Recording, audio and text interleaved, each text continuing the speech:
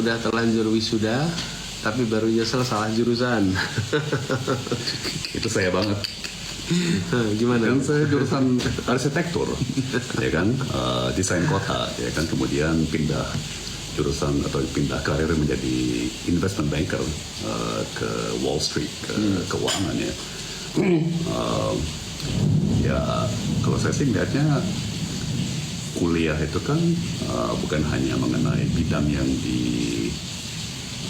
dipilih sebagai fokus ya, tapi membangun cara berpikir yang kritis, ya kan, membangun keterampilan, melakukan desktop research, juga keterampilan untuk memaparkan di depan kelas atau ke dosen dan sebagainya ya.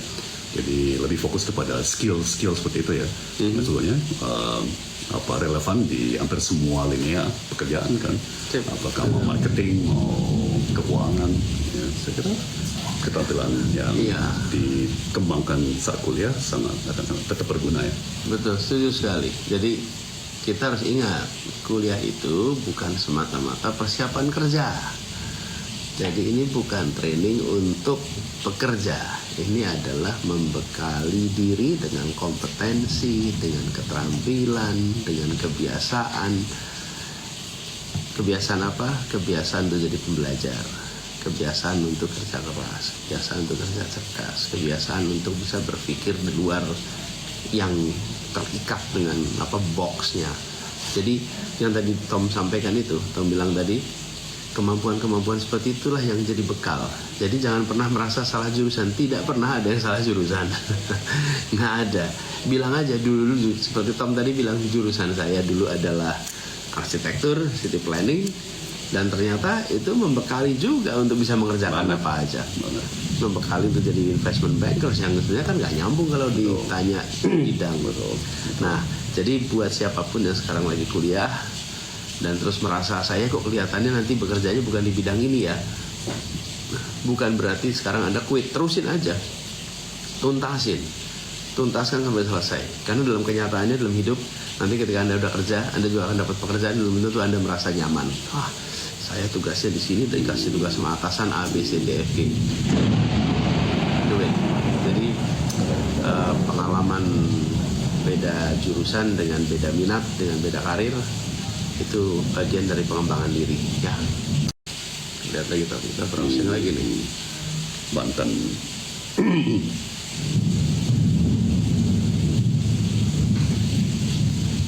Top film favoritnya apa, Tom? Anis dulu. Saya ini sebenarnya kemarin lagi pengen menonton film Napoleon. Habis ternyata tiketnya.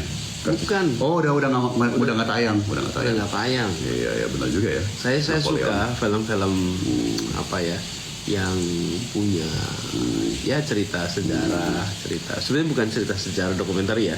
Ada konteksnya gitu. Ya, kalau saya kan Anis tahu total nerd.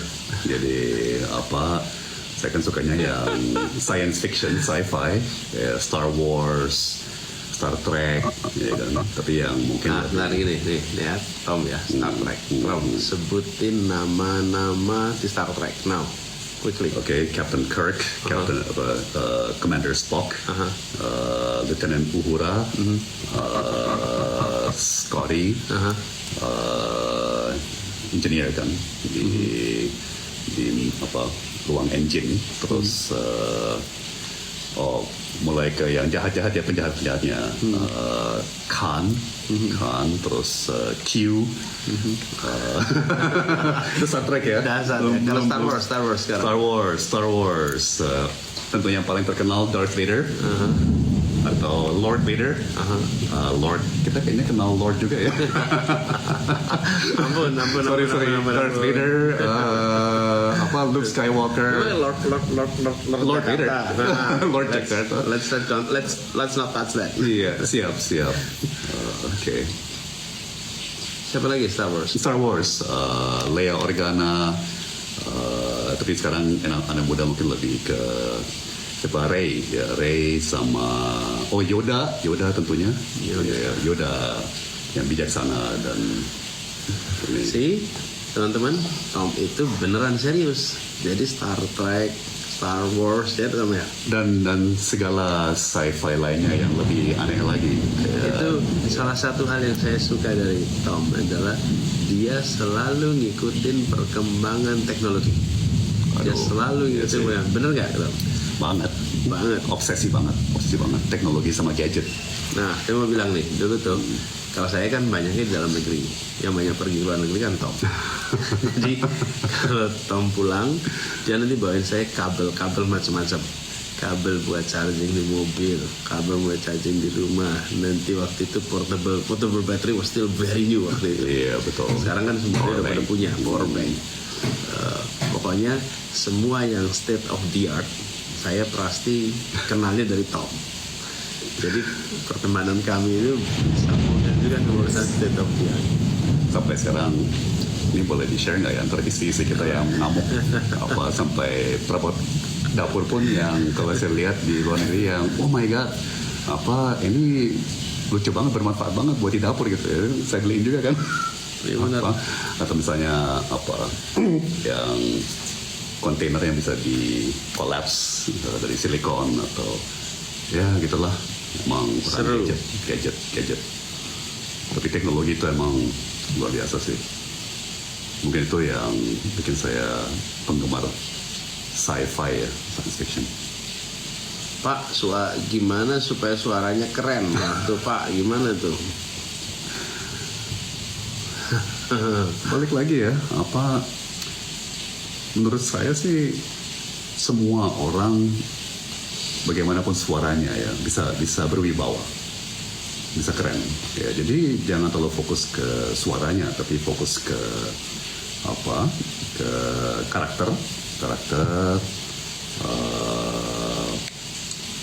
pengetahuan, ide-ide yang unik, kemudian kepribadian pasti keren, terlepas suaranya soprano, bariton, tenor atau apa.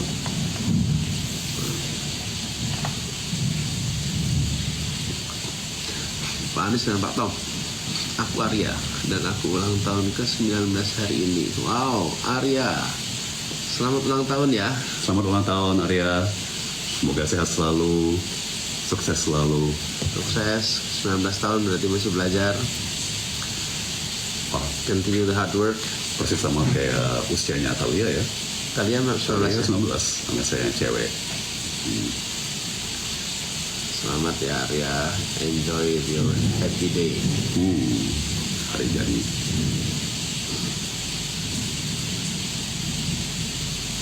Mbah, butuh motivasi buat skripsian, apalagi teman-teman udah pada lulus. Memang tuh paling sensitif kalau yang masih nulis skripsi, teman-teman udah pada lulus. Salah satu pertanyaan paling berat buat mahasiswa yang lagi skripsi itu ditanyain kapan selesainya. Nanti kalau udah lagi mudik selalu ditanyain kapan selesainya. Tapi gini, Antoine, skripsi itu tidak bisa selesai dengan sendirinya. Dia harus diketik, harus dikerjain. Jadi rumusnya tuh kayak slogannya Nike, just do it, dikerjain aja. Taklukkan aja diri sendiri. Pokoknya setiap hari saya kerjakan sekian jam, atau kalau nggak mau pakai harian, mingguan. Pokoknya minggu ini saya harus 25 jam ngurusin skripsi. 25 jam, dah pecahin aja tiap hari. Kalau hari ini saya bisa 5 jam, berarti udah berkurang tinggal 20 jam. Kalau hari ini saya 3 jam, berarti harus digenjot. Apalagi kalau bisa 40 jam ngurus skripsi, 40 jam seminggu. Kalau bisa dikerjain 40 jam seminggu, insya Allah skripsinya selesai. Jadi skripsi itu adalah soal menaklukkan diri sendiri, karena nggak ada yang bisa dikerjakan oleh orang lain. Ada satu pepatah favorit baru nih. We need progress, not perfection. Ya, jadi misalnya suatu hari kita lagi bete atau lagi sakit kepala atau whatever, tetap show up. Jadi tetap nulis, ya meskipun hasilnya nggak bagus, tapi yang penting konsisten. Ya kan? Lama kelamaan mengalir tuh. Pun di awal, aduh tulisannya jelek ya. Tapi lama-lama mikir, nulis. Di prosesnya ya itu yang Anies bilang, komitmen untuk konsisten ya. Ya. Terus Jadi good advice tuh artinya apa? Siapin waktu, disiplinkan untuk mengerjakan, dan kemudian beritahu aja sama salah satu, kalau punya teman dekat atau orang tua atau keluarga, bahwa saya mau ngerjain skripsi minggu ini 30 jam, minggu ini 40 jam. Terus nanti minta mereka untuk bantu ngecek, supaya ada yang bisa bantu monitorin untuk Itu benar banget, disiplin diri kita. Kalau masalah namanya body system. Yes. Ya, jadi emang jauh lebih gampang kalau kita punya teman yang kita bisa saling mendisiplinkannya atau saling saling jaga, itu jauh lebih efektif daripada mencoba berjuang sendiri ya. Karena self disciplining is never easy. Tapi kalau kita ada teman yang ikut jagain target kita, insya Allah kita kan nggak enak, maksudnya tiap minggu kita bilang sama teman kita, hari ini minggu ini nggak tercapai, ini nggak tercapai, ya kan, otomatis ada tekanan gitu ya. Namanya Vortigern. My best wishes to you, dan insya Allah seperti saya sering bilang, skripsi yang baik adalah skripsi yang selesai.